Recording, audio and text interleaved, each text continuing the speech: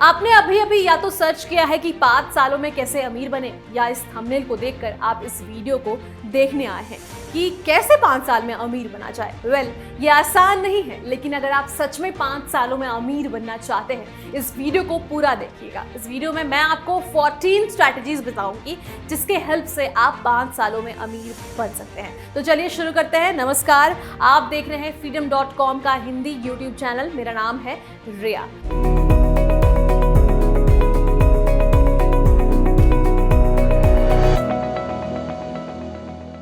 तो सबसे पहली जो स्ट्रैटेजी है वो ये है कि आपको फाइनेंशियली लिटरेट होना पड़ेगा, और ये होगा सेल्फ एजुकेशन से। दोस्तों, हम सब ये सोचते हैं कि बस कोई ट्रिक अपनाएंगे और 5 सालों में अमीर बन जाएंगे। नहीं, आपको इसके लिए मेहनत करनी होगी। आपको फाइनेंस के बारे में नॉलेज गेन करना होगा, लिटरेट होना पड़ेगा। बचपन से हमें सिखाया नहीं जाता कि फाइनेंस को कैसे मैनेज करना है और इसके बारे में नॉलेज कैसे गेन करना है, बट आपको ये सब कुछ खुद ही सीखना होगा। आप वीडियोस देख सकते हैं, आप बुक्स पढ़ सकते हैं।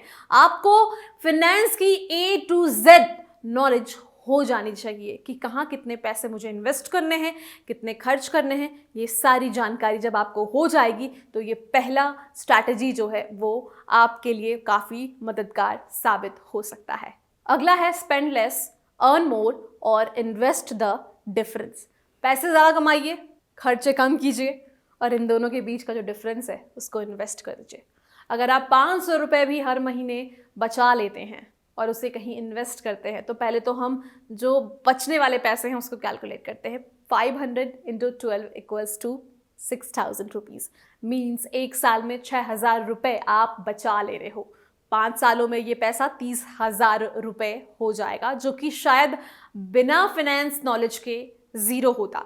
और अगर आप ये 500 रुपये कहीं इन्वेस्ट कर रहे हो, बहुत सारे स्कीम्स मौजूद हैं। जो भी स्कीम्स आपको प्रॉफिटेबल मिले, प्रॉफिटेबल लगे, वहाँ पर आप इन्वेस्ट कर सकते हो। और ये 500 रुपये जो कि एक साल में 6,000 रुपये होता, हो सकता है इन 6,000 रुपये को आप कहीं इन्वेस्ट करो ऐसी स्कीम में जो कि रिस्की ना हो, तो वो काफ़ी अच्छा टर्नआउट आपको दे सकता है। तो इन्वेस्टमेंट इज़ वेरी इंपॉर्टेंट।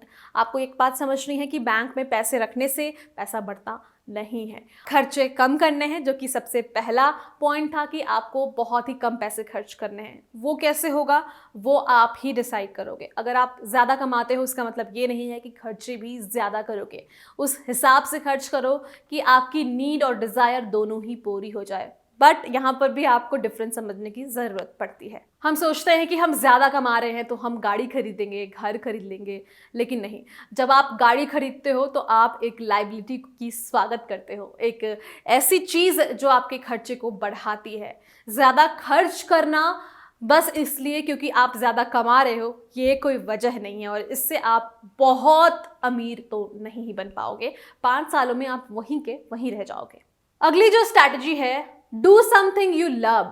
वैसी चीज़ कीजिए जिससे आप प्यार करते हैं, क्योंकि वहाँ ही आप सबसे ज़्यादा आउटपुट दे पाते हैं। जैसे अगर मैं कम्युनिकेशन के बजाय ऐसी जॉब में जाती जहाँ पर मेरा काम बोलना होता ही नहीं, तो शायद मैं अपने आप को उतना अच्छा नहीं कर पाती और मेरे आउटपुट जो निकल कर आते वो बहुत ही बेहतर नहीं होते। आप एक ऐसी चीज़ करो जिससे आप प्यार करते हो, तो वो जो है काम आपके लिए नहीं होता है, वो आपके लिए इन्जॉयमेंट होती है। और किसी भी चीज़ को जब इन्जॉय कर कर खुले मन से अच्छी सोच के साथ की जाए तो वहाँ पर आउटपुट निखर कर आता है, और वहाँ से आप जो है सबसे ज़्यादा पैसे भी कमा सकते हैं। सिर्फ खुशी नहीं, पैसे भी हैं। अगला है इन्वेस्ट इन प्रॉपर्टीज़। ये फुल एंड फाइनल प्रूव्ड है, ये टेस्टेड है कि प्रॉपर्टीज़ जो हैं वो बेस्ट इन्वेस्टमेंट होते हैं। इसके ऊपर हमने एक वीडियो भी बनाया है कि अगर आप प्रॉपर्टीज़ में इन्वेस्ट कर रहे हैं तो बेस्ट रियल एस्टेट इन्वेस्टमेंट क्या है। वो है फार्मिंग लैंड। आपने एक लैंड ले लिया जहाँ पर खेती बहुत अच्छे तरीके से की जाती है, आपने फार्मिंग करने की शुरुआत कर दी, तो वो आपके लिए बेस्ट इन्वेस्टमेंट होगा।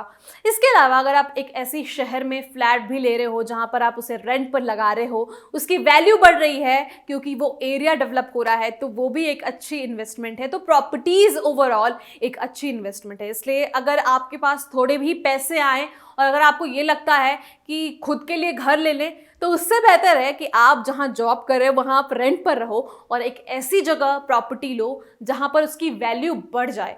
तो आप जो है इन्वेस्ट कर सकते हैं इन प्रॉपर्टीज, और इससे जो है 5 सालों में आपकी जो बाद में शेयर निकल कर आएगी विथ ऑल द प्रॉफिट्स वो काफ़ी ज़्यादा होगी। तो ये भी एक स्ट्रैटेजी है। That's how you can also become wealthy. अगला है build a portfolio of stocks and shares. हमें स्टॉक और शेयर के नाम से ही डर लगता है, लेकिन अगर आप लगातार वहां पर इन्वेस्टमेंट कर रहे हो, आप मार्केट को देख रहे हो, समझ रहे हो, तब ये आपके लिए इजी हो जाता है। तो ये उतना ही प्रॉफिटेबल है जितना एक प्रॉपर्टी में इन्वेस्ट करना प्रॉफिटेबल है। लॉन्ग रन के लिए जब आप स्टॉक और शेयर्स को अच्छे से ध्यान में रखकर वहां पर इन्वेस्टमेंट करते हो तो ये भी आपको कॉर्पस बिल्ड करने में काफ़ी मदद कर सकता है, और 5 सालों बाद आपकी जो है मुनाफा भी काफ़ी ज़्यादा हो सकते हैं। अगर आप किसी स्टॉक या शेयर में अभी इन्वेस्ट कर दे रहे हो, सब कुछ देख कर समझ कर विथ फुल रिसर्च, तो शायद 5 सालों बाद उसकी वैल्यू काफ़ी ज़्यादा हो जाए। और शेयर रीशेयरिंग ये प्रोसेस जो है वो कॉन्टिन्यूस होना चाहिए। अगली स्ट्रैटेजी है focus on contemporary areas of growth. Means जो अभी प्रेजेंट में चल रहा है उस पर आप फोकस करो, और जो नियर बाय फ्यूचर में हो। देखो कि मीडिया और सबसे हाईलाइट में क्या चल रहा है, मीडिया में सबसे ज़्यादा क्या चलता है, और जिसकी जो है लाइफ जो है वो काफ़ी बड़ी हो, काफ़ी कंटिन्यूस हो। क्योंकि हो सकता है कुछ चीज़ें आज मीडिया में हो, कल हाईलाइट ना हो। आप ऐसी चीज़ों पर फोकस करो, वैसे एरिया ऑफ ग्रोथ को देखो जो कि प्रेजेंट और नियर बाय फ्यूचर में प्रॉफिटेबल हो सकती है। जो हाई ग्रोथ एरियाज हैं जैसे cloud storage, cyber security, NFTs, इन सब पर आपको फोकस करने की ज़रूरत पड़ती है। अगला है बी एन इनोवेटर, क्योंकि आइडियाज़ की पूछ हमेशा ही होती है। अक्सर नए आइडियाज़ को बहुत सपोर्ट किया जाता है। आप एक ऐसे ई कॉमर्स साइट बिल्डअप करो जो कि हमारी यानी कि लोगों की किसी नीड को फुलफिल करे, किसी नीड को वहाँ पर फिल आउट कर दे, गैप को ख़त्म कर दे। बहुत सारे प्रॉब्लम्स हैं सोसाइटी में। अगर आप प्रॉपर रिसर्च करते हो तो आपको समझ में आ जाएगा कि आपको किस बिजनेस की शुरुआत करनी चाहिए, या फिर कौन सा ऐसा प्लेटफॉर्म बिल्ड करना चाहिए जिससे लोगों की जो प्रॉब्लम है वो सॉल्व हो जाए। साथ ही एक और बात ये भी है कि लोग जो हैं वो काफ़ी ईगर होते हैं to try out new products. उन्हें बहुत पसंद है ऑर्गेनिक वर्ड सुनना। आजकल organic food, organic products, organic beauty products, ये सब कुछ काफ़ी ज़्यादा चल रहा है। और ये किसी ने एक्सपेरिमेंट किया है, ये अचानक से नहीं आया है। ये किसी ने एक्सपेरिमेंट किया है, किसी की सोच है, किसी की इनोवेशन है, और तब जाकर मार्केट में आज इसी का नाम चल रहा है। तो such how you can also innovate something, you can also build a platform जहां पर लोग जो है अपने एक प्रॉब्लम का सल्यूशन ढूंढने आ जाएं। Do quarterly goals and reports. हर अपने 90 दिन पर आपको जो है अपने गोल्स और रिपोर्ट का रिव्यू करना है। अपने इन्वेस्टमेंट और अपनी फिनेंस को आप बिजनेस की तरह ट्रीट कीजिए।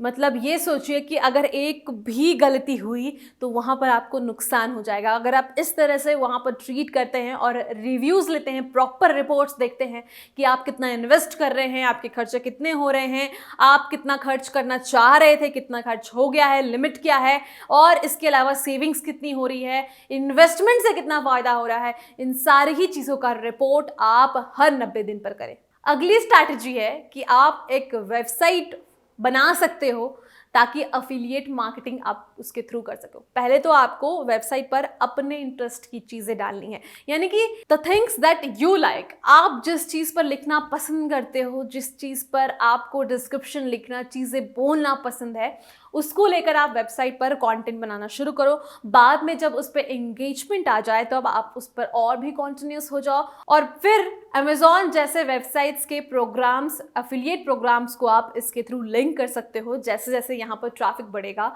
वैसे वैसे आपको मुनाफा आना भी शुरू हो जाएगा। अगला है obtain more than one source of income. ये मैं हमेशा से हर वीडियो में एक टिप देते ही आ रही हूँ कि आप अपने सोर्सेस ऑफ इनकम को डबल, ट्रिपल, 4 टाइम, 5 टाइम जितना बढ़ा सकते हो बढ़ाओ। अपने आप को बहुत ज़्यादा इन्वेस्ट नहीं करना है, अपने हेल्थ पर भी ध्यान देना है, लेकिन डबल इनकम तो होनी ही चाहिए। यानी कि अगर आपका एक जॉब है तो उसके साथ ही आपका साइड हसल भी कुछ होना चाहिए। आपको ये होना चाहिए कि आपके पास और भी चीज़ें हैं जो परमानेंटली आपके साथ हो। ऐसा हो सकता है कि आप फार्मिंग कर लो, ऐसा हो सकता है कि आप साइड से अपनी एक छोटी सी बिजनेस की शुरुआत कर लो, या फिर किसी भी तरह से आपको जो है multiple source of income generate करना है। ये सिर्फ बहुत पैसा कमाने के मोटिव से नहीं है, ये आपके कैश फ्लो को भी प्रोटेक्ट करता है। अगर आपके पास सेकंड वे ऑफ इनकम है, सेकंड सोर्स ऑफ इनकम है, तो वो आपके कैश फ्लो को मेंटेन करने में मदद करता है। इसका मतलब ये होता है कि आप जो है अपने बिल्स जो है टाइम पर पे कर सकते हैं और उसके साथ ही आप कहीं इन्वेस्ट भी कर रहे हैं, पैसे बचा भी रहे हैं। अगला है create a big picture wealth vision. इसका मतलब ये है कि आप सोच लो कि 2025 तक आप इतने पैसे कमा लोगे, 2025 तक आपके पास इतने पैसे होंगे। अपने आइडियाज़ को इन्वेस्ट करो, अपने सपने के बारे में वापस से सोचो और एक ऐसा बड़ा पिक्चर अपने दिमाग में बनाओ कि आप कैसे इस वर्ष तक इतने पैसे कमा लोगे। इसे हम कहते हैं कि आप अपने मन में एक पिक्चराइजेशन करो कि आपकी वेल्थ इतने सालों बाद इतनी होगी। तब आपके लिए ईजी हो जाएगा कि आप 5 सालों में अमीर बन जाएं। अगला है become a stakeholder in a startup. ये एक बहुत ही अच्छी अपॉर्चुनिटी होती है। हम स्टार्टअप्स को हल्के में लेते हैं, बट बहुत सारे स्टार्टअप्स के विजन बहुत अच्छे होते हैं, उनकी सोच और जो मेहनत वो करते हैं इन स्टार्टिंग ईयर्स, वो बाकी बड़ी कंपनीज भी नहीं करती है। आप स्टार्टअप्स के स्टेक होल्डर बन सकते हैं, सिर्फ एक कंपनी में नहीं, 2-3 कंपनीज में आप ट्राई करो, क्योंकि स्टार्टअप्स जो है सक्सेसफुल होते हैं। मोस्ट ऑफ द स्टार्टअप्स जो है वो सक्सेसफुल ही होते हैं। तो अगर आप 3-4 स्टार्टअप्स में स्टेक होल्डर बन जाते हो तो आपकी जो इक्विटी हो जाती है उसकी वैल्यू काफ़ी ज़्यादा बढ़ जाती है, क्योंकि किसी न किसी स्टार्टअप को मुनाफा ज़रूर होगा और आपको भी उसका फ़ायदा हो सकता है। अगला है invest in your skills.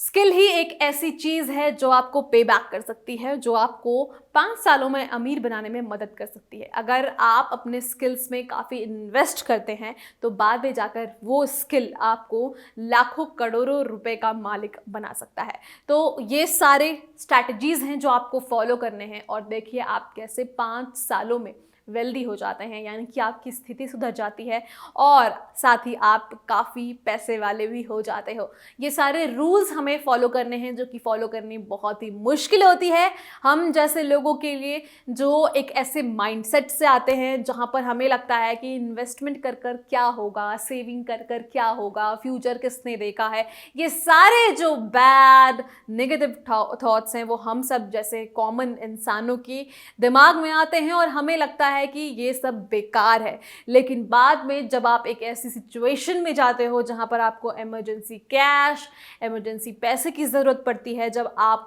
Date में चले जाते हो, डेट ट्रैप में यानी कि कर्जे के बोझ में चले जाते हो, तब आपको समझ आता है कि काश मैंने सेव कर लिए होते, काश मैंने ये सारी स्ट्रैटेजीज फॉलो कर ली होती तो 5 सालों बाद आज मेरी हालत ऐसे नहीं होती। इन सब बातों पर आप ध्यान दीजिएगा और ज़रूर कमेंट में बताइए कि आपको ये वीडियो कैसा लगा। वेल अभी के लिए बस इतना ही। चैनल को सब्सक्राइब करना मत भूलिएगा। साथ ही साथ फ्रीडम ऐप को डाउनलोड करें, लिंक डिस्क्रिप्शन बॉक्स में मौजूद है। धन्यवाद।